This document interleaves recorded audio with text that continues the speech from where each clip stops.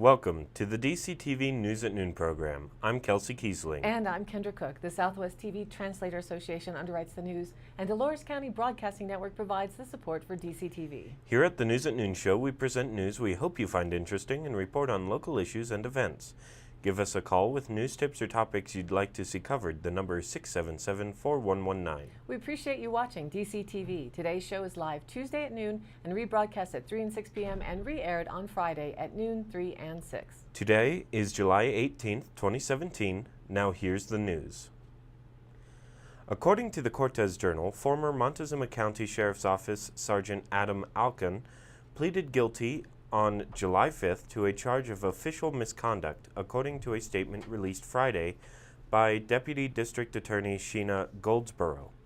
Alkan was fired from his position as a patrol sergeant on April 24th after working as a full-time Montezuma County officer for about 11 years. He first appeared in court on May 31st to face charges resulting from the alleged theft of equipment, including a rifle scope and a pair of night vision goggles from the Sheriff's Office inventory earlier this year. At a disposition hearing on July 5th, he pleaded guilty to first-degree official misconduct, a Class II misdemeanor. Alkan originally faced a charge of stealing property worth $2,000 to $5,000, a Class 6 felony, in addition to the misconduct charge. The official plea agreement shows that charge was dismissed as one of the terms of Alkan's guilty plea. In an email on Monday, District Attorney Will First wrote that the court allowed the charge to be dropped due to Alkan's cooperation with the investigation and his lack of a previous criminal record. The court ordered Alkan to pay a fine of $250 plus costs and fees, First wrote, which the plea agreement showed is the minimum sentence for a Class II misdemeanor. Alkan will not be required to serve jail time. The missing property was recovered during the investigation in April, Montezuma County Sheriff Steve Nowlin said. He said Sheriff's Office staff had found some of the equipment in the possession of someone who had purchased it, and Alkan turned in the rest to internal investigators. He fully cooperated with the internal investigation, which was best, Nowlin said. Alkan had worked as a full-time patrol officer for the Sheriff's Office for 11 years when he was fired. According to performance evaluations obtained by the Journal, Alkan was average in most areas of law enforcement throughout his career, such as problem-solving and investigative skills.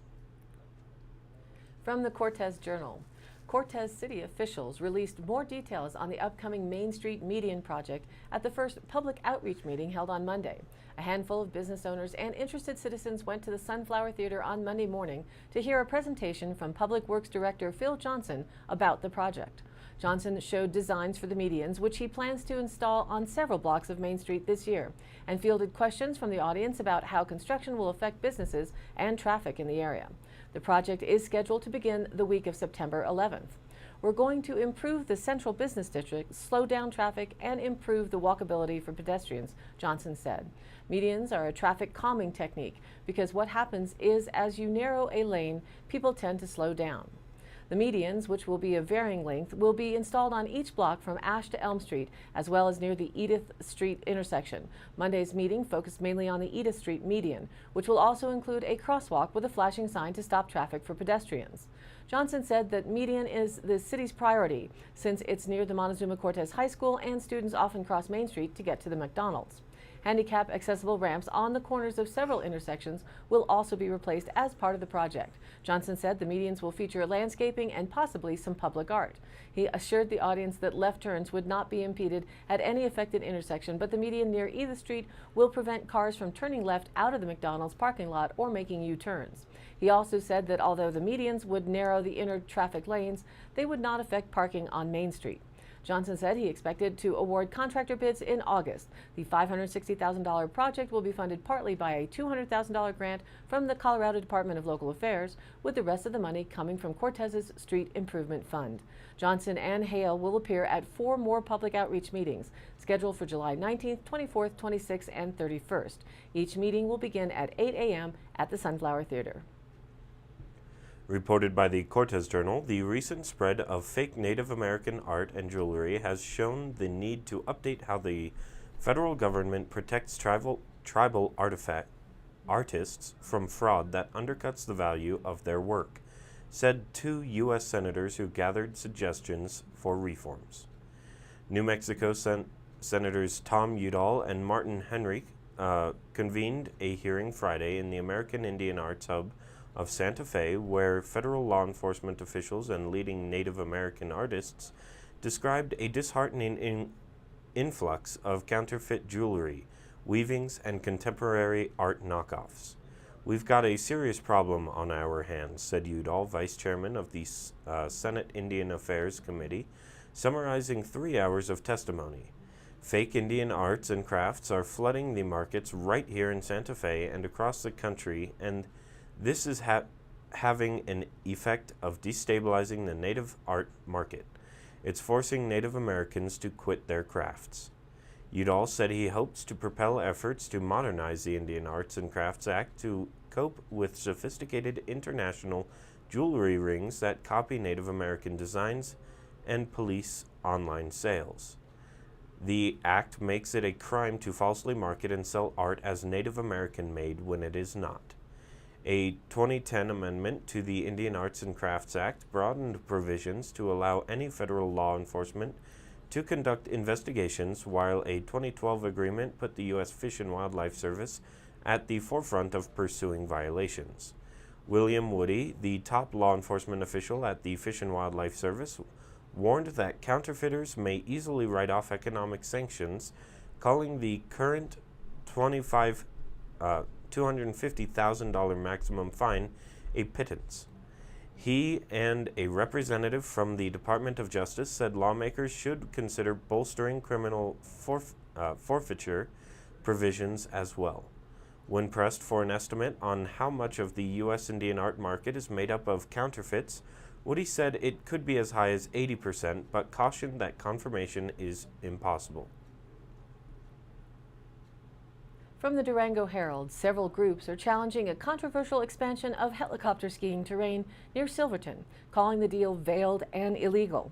Jimbo Buickrod of San Juan Citizens Alliance said in a prepared statement, the Bureau of Land Management is legally responsible to serve the public interest, but in this process they discarded public interest input in order to reach what seems to be a predetermined outcome benefiting one commercial interest to the detriment of a diverse array of winter recreationists. In May, the BLM's Gunnison office approved a request from Silverton Guides, an arm of Silverton Mountain, to swap 5,556 acres for 16,250 acres for its heliski operation.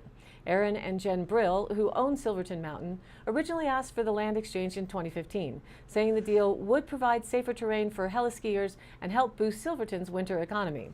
The proposal has met heavy opposition, with critics arguing the land exchange would compromise prime backcountry ski areas and that helicopters would actually increase avalanche danger for backcountry skiers. Durango-based San Juan Citizens Alliance filed an appeal last week with the Interior Board of Land Appeals, challenging the BLM's decision. Winter Wildlines Alliance and Colorado Mountain Club also joined the lawsuit. In a July 13th announcement, San Juan Citizens Alliance said the BLM failed to analyze and address public comments on the proposal. A public comment period generated nearly 400 comments, 85% of which opposed the expansion, SJCA said. Although the law requires the BLM to address issues brought up in the scoping period, user conflicts was mentioned only in passing, and the agency failed to analyze and address it, the group said. SJCA also claimed the BLM has never explained why at least 25 public comments were unaccounted for. SJCA filed a Freedom of Information Act request for the comments, forcing the BLM, which refused to release them, to make them openly available. The BLM's permit is for 5 years and allows Silverton Mountain to drop heliskiers into Illinois Hancock Southeast, Round, and Mini Maggie gulches. Silverton Mountain now has a total of more than 25,000 acres for heliskiing around Silverton. The company also offers heliskiing trips in Alaska. Heliskiing is a very popular activity in the area that creates a significant boost to the winter economy of Silverton, Gunnison Field Manager Elijah Waters said in a prepared statement in May. This decision lets Silverton Mountain Guides fully utilize their allocated user days while having a minimal effect on other backcountry users. It's a win-win for everyone involved. Reported by the Cortez Journal, the only casualty was the beer, about 42,100 pounds of it. Last week, a semi-truck driver was westbound on Wolf Creek Pass when the brakes went out just over the top of the pass, said Durango resident Rachel Smith, who was traveling behind the semi. Smith followed behind the semi and said the truck reached speeds of about 60 to 65 miles per hour. She said the incident occurred Wednesday. Smith said the driver was able to use the second and final runway truck ramp before the treacherous pass starts to switch back down the mountain. But as the semi made it up the ramp, its load of beer and energy drinks spilled out the back. Smith said she pulled over to check on the driver, who was not hurt. Colorado State Patrol Trooper Nate Reed identified the driver as 25-year-old Adam Caddick of Missouri. CSP estimated the amount of lost beer at 42,100 pounds. In June, the Colorado Department of Transportation launched the Beware the Wolf campaign to warn truck drivers of the risks involved in traveling Wolf Creek Pass, considered one of the worst mountain passes for semi-trucks. Between 2011 and 2015, there were 49 semi-truck crashes, 2 of them fatal, CDOT said. Most of those incidents occurred at the hairpin curve near the scenic lookout just after the final runaway truck ramp. And now, let's take a look at our weather. In today's weather, there's a hazardous weather outlook for much of eastern Utah and the western slope in Colorado. Today and tonight, isolated to scattered thunderstorms development is once again possible this afternoon. The better coverage of storms will be over the central and southern mountain ranges, with drier air infiltrating up north. Outflow winds remain a threat, with gusts of 35 to 45 miles an hour possible in some of the storms. Localized areas of heavy rain are also possible in the south, which could lead to some runoff problems. Lightning is a threat, of course, with every storm. The monsoonal system returns to our region by Wednesday morning and will bring an increase in thunderstorm coverage by tomorrow afternoon. Localized flooding due to heavy rainfall rates will become more likely tomorrow through the end of the week as this moist air mass remains in the area. Some storms will also be capable of producing gusty outflow winds, but every storm will have the potential to create dangerous cloud-to-ground lightning. So again, be careful doing outdoor activities and be sure to keep your eye and nose alert for potential lightning strike fire starts. As you can see on the National Weather Forecast from NOAA, rains and thunderstorms are persistent along the eastern seaboard as well as here in the Rocky Mountain region and into the upper Midwest. With increasing heat and humidity for the upper Midwest, there are also increased flooding threats and frequent lightning and potential for large hail. To the south of that system, extreme heat will be in the norm through the end of the week, pushing higher temps over the 100-degree mark in places like St. Louis, mostly 10 degrees above the average. To our west, that high-pressure system remains in place, providing sunny, hot, and dry skies on the west coast. Our 5-day forecast for Dove Creek shows our weather through the weekend will remain nearly the same each day, with highs in the mid-80s and lows in the upper 50s overnight, with a persistent chance for afternoon precipitation and/or thunderstorms each day, with dwindling percentage chances ranging from 40% tomorrow down to 20% on Sunday. This is definitely needed rain, unless, of course, you're trying to cut wheat fields for the harvest. And now, back to the news. According to the Cortez Journal, the expansion of guidelines this year for free and reduced price school meals will help more families in need qualify for help, said Brahan Riley, director of the Office of School Nutrition at the Colorado Department of Education.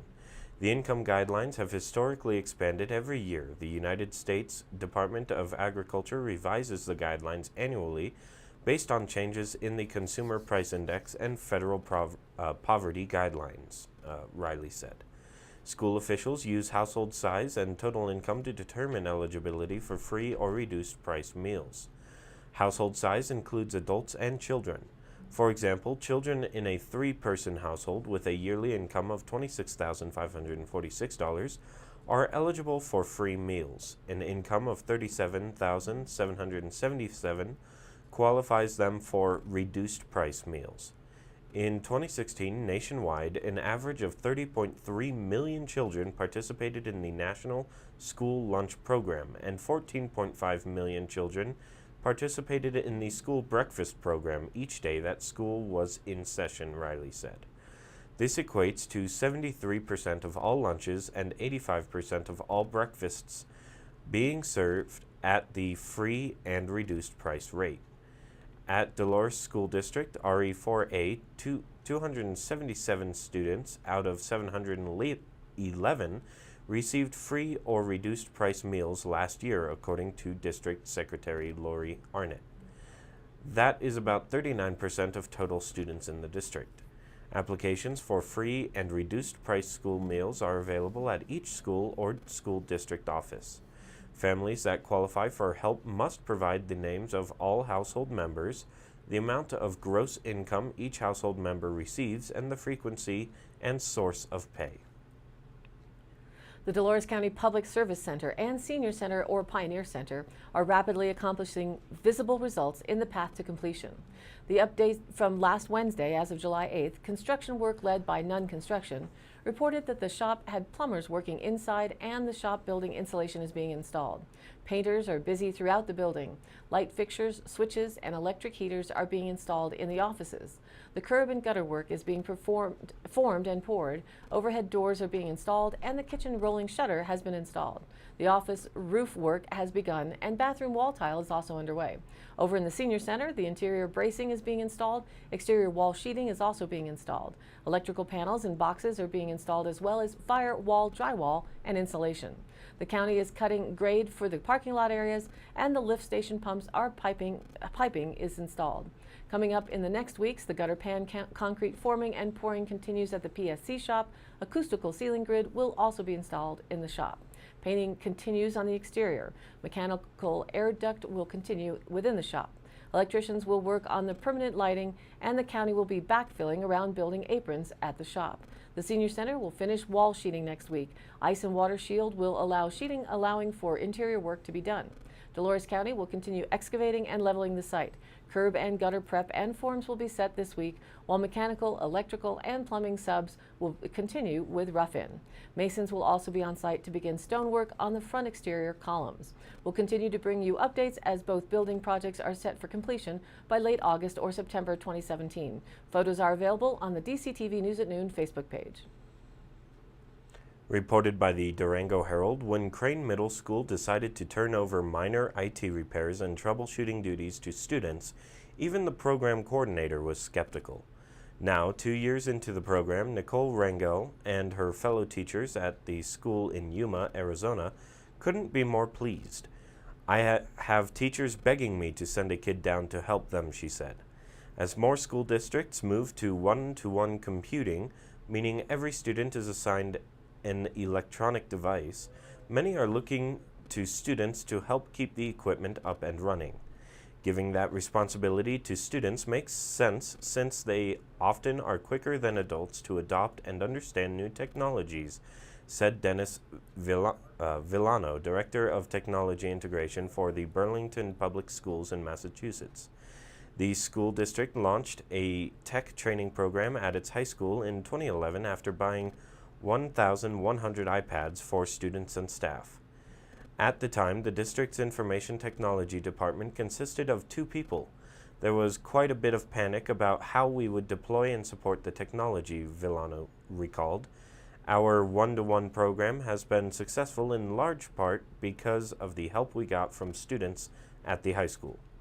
Kid-led help desks are an economic way for schools to advance their technology offerings and provide career skills and workplace-type experiences for students, said Dennis Harper, CEO and founder of Generation Yes, or Gen Yes, a Tumwater, Washington nonprofit created to help school districts develop student-led technology programs. Some schools offer the program as a class for credit. Others create a club that students join on a volunteer basis. In most schools, students are an underutilized resource with much to contribute, Harper said. About 90% of the people in school are students, he said. They have a lot of energy and they're pretty tech savvy, so why not tap into that energy and experience and get kids to help support technology? Once trained, students tend to step up and become successful technicians, he said. Schools use them for fixing technical problems, setting up devices, creating and maintaining websites, posting blogs, staff training, and more. Reported in the Cortez Journal, thanks to strong pitching, timely hitting, and nearly flawless defense, a Little League All-Star team from Southwest Colorado is headed to the U.S. Regional Tournament in Texas. The team's opportunity to compete in Texas came as a result of 3 stellar performances during the Senior State Tournament, which took place July 12th through the 15th at McAndrew Field in Cortez. The tournament was open to 15 to 16-year-olds. After opening the tournament with a 10-0 victory over Arapahoe last Wednesday, Southwest Colorado advanced to take on Sherwood on Thursday with a spot in the state finals on the line. Starting the game with Dolores High School's Dakota Smith on the mound, Southwest Colorado led 1-0 at the end of the first inning thanks to Smith's double to the wall in left field, which scored Caleb Compton from first base. Southwest Colorado extended its lead to 7-0 in the top of the third inning after a 2-run single by Cole Herman and several long at-bats, which flustered Sherwood and resulted in 3 wild pitches in the inning. Also allowing Southwest Colorado to build on its lead was the pitching of Smith, whose unorthodox pitching motion and a mix of a fastball, curveball, and changeup kept Sherwood batters off balance. Thanks to a 4-run fourth inning highlighted by an RBI triple by Smith that one-hopped the left field wall and a 2-run fifth inning highlighted by a Smith double to center field, Southwest Colorado entered the final frame leading 13-0. Despite a difficult start to the final frame, Southwest Colorado relief pitcher Neil Farias settled in nicely and shut down Sherwood to preserve the victory. Following up its semifinals victory, Southwest Colorado faced off against Arapahoe in the finals on Saturday and won 8-0. Thanks to its state championship victory, Southwest Colorado will next play in the Little League Regional Tournament, which will begin in Texas on July 22nd. Southwest Colorado will open the tournament against the state champions from Louisiana, and according to Pacell, the team will look to stay competitive and pick up a victory. We're going to practice Monday and Tuesday, and we'll start traveling to Texas on Wednesday, Pacell said. We have 7 guys who weren't on last year's team, but I think the guys are ready, and I expect us to be competitive. We'll look forward to hearing how the team does next week.